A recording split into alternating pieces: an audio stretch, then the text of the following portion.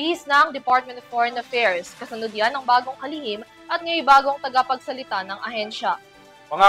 Pangako ngayon ng bagong spokesperson ng DFA sa publiko, mas magpupursige pa para makapagpatid ng napapanahon at tamang impormasyon sa iba't ibang isyong pambansa.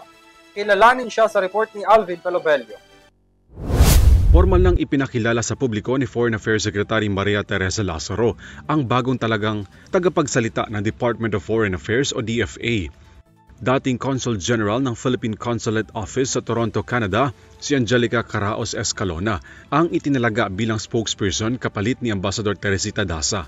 Tiniyak ni Escalona ang paghahatid ng mga napapanahon at tamang impormasyon sa departamento sa gitna yan ng pagpapatuloy ng tensyon sa South China Sea, mga kasalukuyang ugnayang panlabas at pag-host ng bansa sa papalapit na ASEAN sa susunod na taon, kasabay ng pagpapasalamat nito sa posisyon na ipinagkaloob sa kanya ng tanggapan.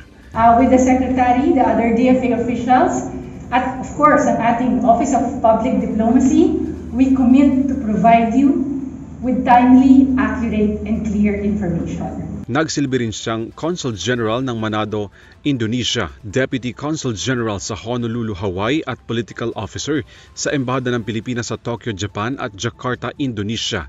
Naging bahagi siya ng DFA simula pa noong 1996. Para sa EuroTV News, Alvin Pelobelio sumasaludo sa bawat Pilipino.